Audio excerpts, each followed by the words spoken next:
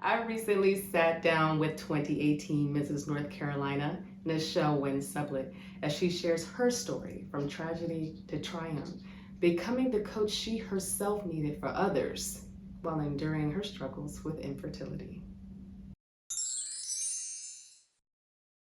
Welcome to the I Am Tenacious Lifestyle and Wellness Show. Thank you so much for being here today. Thank you for having me. Of course. So introduce yourself to everyone. Sure. So I'm Nichelle Sublett, and I'm the founder of Start Asking Fertility, LLC. I am a personalized fertility coach. I do one-on-one fertility coaching with women who are navigating the uncertainty and overwhelm of a fertility journey. So any non-traditional journey to parenthood. Okay. And my mission is really to empower these women with the tools they need and the mindset to be able to thrive versus just survive this very difficult time in their lives. I help women, I empower them when they're on their fertility journeys. So it can be someone who just is starting to try to get pregnant and having difficulty, or someone who's already engaged with a fertility clinic and they're maybe in the midst of fertility treatments. Okay. So I'm there to help them maintain a sense of self, get back to, what brings them joy, not lose their identity in the process, not lose their marriage in the process. So dealing with all the emotional ups and downs. Gotcha. I think it's very important, especially something that I wouldn't even think about. Fertility issues can cause a rift in the marriage. How did you keep yours from falling apart? Yeah, great question. So it took a lot of bumps in the road to get to a point where we established a way that we could both feel like our needs were being met in regards to the infertility part of our marriage. Because with me, I needed to talk about it and express my thoughts like all the time about it. And my husband needed breaks. He needed days, time where that wasn't the center of our, topics of conversation, basically. Yeah. So what we did was we, sat down together and decided what would make both of us feel, supported and heard within the marriage. And for instance, one of the things we talked about was having days where we didn't talk about infertility at all. Just like off days. Exactly. Because, I feel like men a lot of times are better at compartmentalizing things. And it had become completely overwhelming for me and taken over like every aspect of my life. My husband was so much better at compartmentalizing it and saying, this is a part of our lives. This is not our entire life. And I think that that's important because we can get caught up in a lot of things that feel like it's our entire world, especially if you've been dreaming of motherhood since you were a child, since you got your first Barbie or baby doll for Christmas, and all of a sudden you're hit with a challenge that you didn't expect. So my question for you is, where was that moment where you're like, I can't do this anymore? And then all of a sudden the moment of, I'm going to try one more time. How did you get from I'm done to let's try one more time? So that's also a really great question. So the moment really was when I had an IVF nurse who came I had just had another miscarriage, and this was the fifth. Oh, wow. Yeah, so there were 5 miscarriages within about a 5-year period. There was an IVF nurse who came in to take care of me.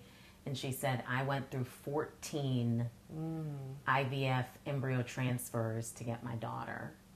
And I want to tell you to hang in there, to keep the faith, and know that you can keep going if you want. And, in that moment, I felt like, while I felt completely defeated, completely crushed, and just not understanding why this kept happening to me, praying to God, trying to figure this out, that her strength kind of transferred to me in that moment of like, wow, if this woman could go through 14 transfers, and I've now been through, at the time I'd been through 2.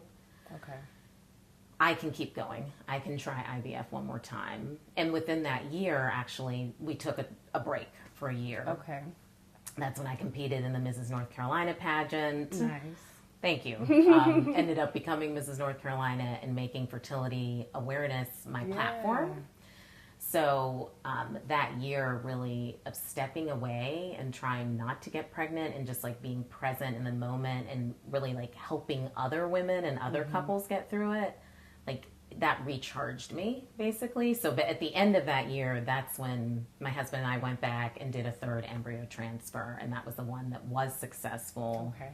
So all this to say, yeah, it was in that moment with that nurse telling me what she had been through that I said, okay, I can keep going. If she did it 14 times, I can keep going. I couldn't imagine. I hear about couples that go a very long time. They go years or, a decade, and you see the perseverance, you see the tenacity, and it's always inspiring, but no one wants to be the hero. Like, it's like I didn't sign up for that, but in the meanwhile you become the hero of somebody else's story. And that's what I love about the beauty of the chaos of, it's like, because I went through this, because she went through that, this put me in the position that now this is my life, this is my success story, and as a result of my story, someone else is going to have theirs. So one thing that I do want to ask you about, because nobody likes to talk about the hard stuff. It's like, what happens when you come across someone who has decided, but I am done. But at the same time, they do need to understand it's not the end of the world. It's just a different world than what you expected. What kind of advice would you give someone who's like, I don't think I can do this anymore? Because you don't have to feel like your success story is a baby at the end. The success story can look completely different and still be successful. So what advice would you give to someone who's like, I'm done? Well, done. And they are done. Yeah. Well, there's a community of women who are childless not by choice. So basically they went through some type of infertility journey and then decided for various reasons they were not going to continue pursuing trying to have a child. And I spoke to one of them through a podcast, a different podcast actually. And one thing she talked about, which I've told other women, is finding that community, basically. So she has something called like an Others Day instead of Mother's Day. Wow. Yeah. And it's on Mother's Day weekend. And so she tries to, let these women know they're not alone. There's other women who have been through this. And like, now, what can we explore together? Like, what can we do, I guess, with our time? Because, a lot of it is, especially when you're growing up, you feel like, okay, I'm going to do these milestone things like get married, have children.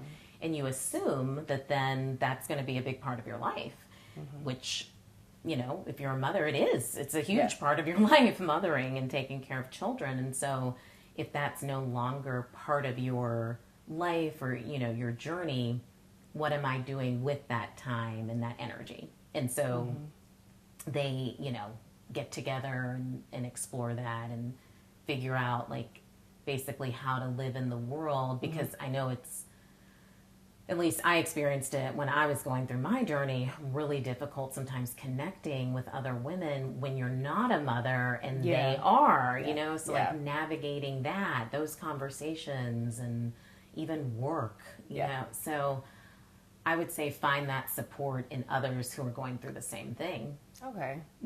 So the other flip side of it is, would you coach women who are single?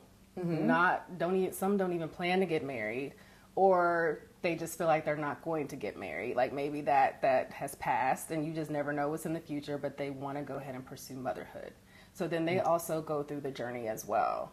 So what would you say to someone who's going at it alone on purpose and still going through the process and don't even necessarily even have a partner? Like they might just have like a friend or a family member that's kind of navigating them through it, because I think it would be very smart to also have a fertility coach for that type of experience. Agreed. Yes. So single motherhood by choice. Yeah.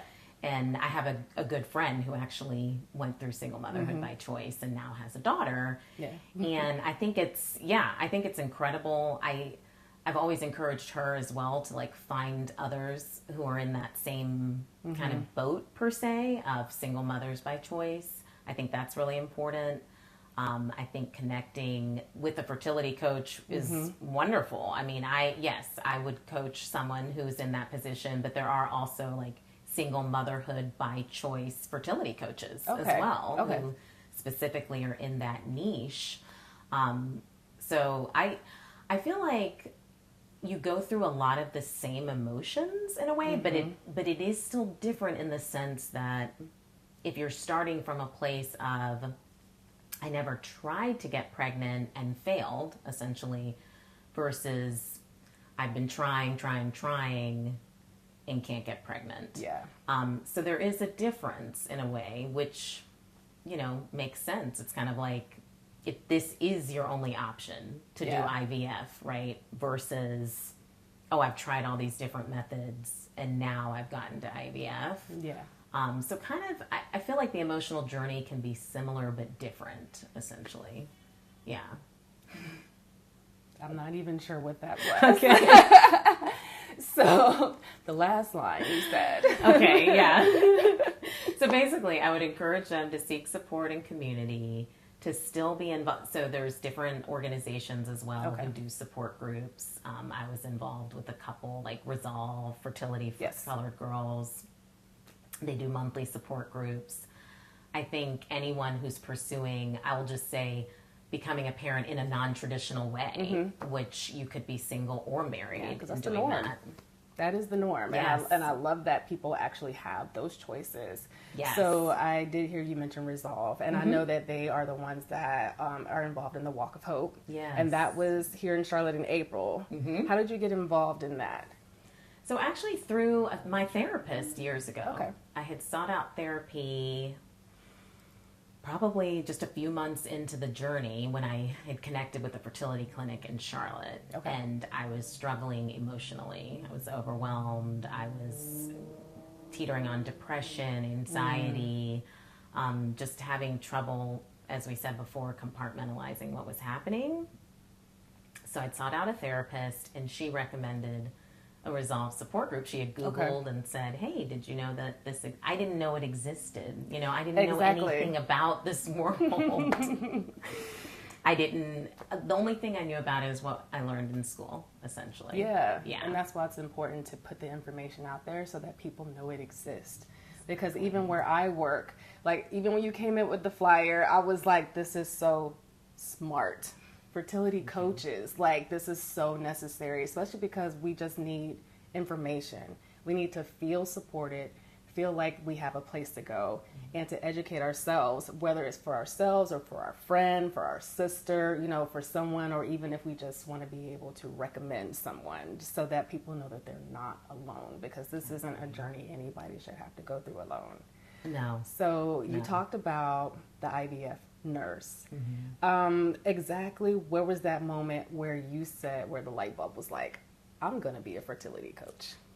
So actually, I had teetered with the idea when I was Mrs. North Carolina. Okay. So that's when I really, first of all, that's when I started sharing my story publicly. A few friends and family knew before then. Yeah. But I kind of just ripped that Band-Aid off and let it all out, which was really cathartic, by the way. I didn't have to hide anymore. I didn't have to make things up when people would ask, when are you having kids? Oh, you've been married for this many years. What's going on? Yeah. I could just be myself and be real. And so within that year, I spoke to different women, couples all over the country, some in person, some online. And it inspired me in a way that, wow, like this feels really good to be able to use this tragedy, this like the worst thing I've ever been through, to help someone else. Yeah. And I started doing fertility coaching on the side at the time. Yeah. So really I've been doing this work for about 7 years now. So you started being a fertility coach before you had children? Yes. Okay. Yes. Yeah. Unofficially. I did not have a business. There are people who think, once I have accomplished this, then I'm going to put my story out there. But for you to step out, because this is such a private thing, it is. But for you to step beyond that privacy and to have the support of your husband, that's something that y'all were on the same page of, because clearly you would have to be. Yes. And to be able to put that story out there before you even held your baby in your arms. Like, to you, it's still a thought. It's not in the 3D. Right. But for you to have the courage and the kindness to say, this is what I'm going to do for others, when you hadn't even accomplished it yourself just yet, and you didn't even have the knowing that it would. Exactly. All you could do was have the faith that if it's meant to be, it would be. That's all you had, and to be able to get out of bed every day anyway. I am very proud of you. Thank you. I am excited for you, and I appreciate that this business was birthed as a result, because this is just, I love this. Thank you. Thank I you. love this. And I was talking about it immediately. I was like, oh my gosh, I was telling everybody, because thank you. I think that it's just, again, when we're in the trenches, when there is no light at the end of the tunnel, like whatever cliche somebody wants to throw at you, that doesn't mean anything to you. I heard somebody say it's like a leaf blowing in the wind. It's just in one ear, out the other. It's whatever, because it's your journey, it's your moment, your time, and you have to be able to navigate yourself through that in any way that works for you. And to find people who can understand that is not easy. No. And then people don't always know what to say. There's a lot. And it can get awkward. Yes. And so I think it's very important that this community exists. I'm excited that you're a part of it. I appreciate you coming here and talking about it, so we can get it out there, so that, ladies know she's right here. Thank you. Yes. So, yes. I want women to thrive through this season, because I barely survived. And I'm taking everything that I went through, everything I studied. I'm taking I have a master's in medical science. I'm putting that into it. I'm taking all that knowledge and trying to help someone get through this with, flying colors instead of just barely getting by, because it was, as to your point, it was tough getting out of bed some days. Yeah. I don't want other people going through that. When that moment happens and you don't feel like getting out of bed, that's when the support is able to come in and, I don't want to say do its job, but like fulfill its purpose. It's like that's what it's for. Not just to help navigate you through the process, but to navigate you through the toughness as well. It's like we're putting those boxing gloves on. We're going to fight through this, and you don't have to fight alone. Exactly. That's what we're here for. And I appreciate that this is a supportive community as well. Yes. So I'm going to put you on the spot. Okay. And I have a mirror behind you. Okay. And I want you to think of a quote and write it on the mirror. Okay. And sign your name. We're going to take a picture so that people can always go back to it, so you can always go back to it, so I can also hit my mic. So that I can always go back to it and just remember the moment and remember the advice. Sure. All right. I'd love to do that. So.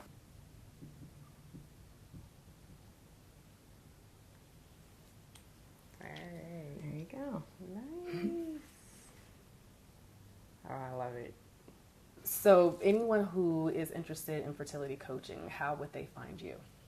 Sure. So it's really easy. They can go to startaskingfertility.com and book a free consultation with me to see if we're a good fit. And I am Charlotte-based, but I offer virtual coaching as well as in-person. Okay. And do you have any social media? I do. So people can follow me on Instagram at startaskingfertility or on TikTok at Nichelle Sublett. Okay. Well, thank you so much for being here. I am excited to see where this goes. I appreciate you spending your time with us, and I hope you have a beautiful day. Thank you. You too. Thanks so much for having me. Thank you. Yay! You must find a place inside yourself where nothing is impossible. For more information, go to startaskingfertility.com.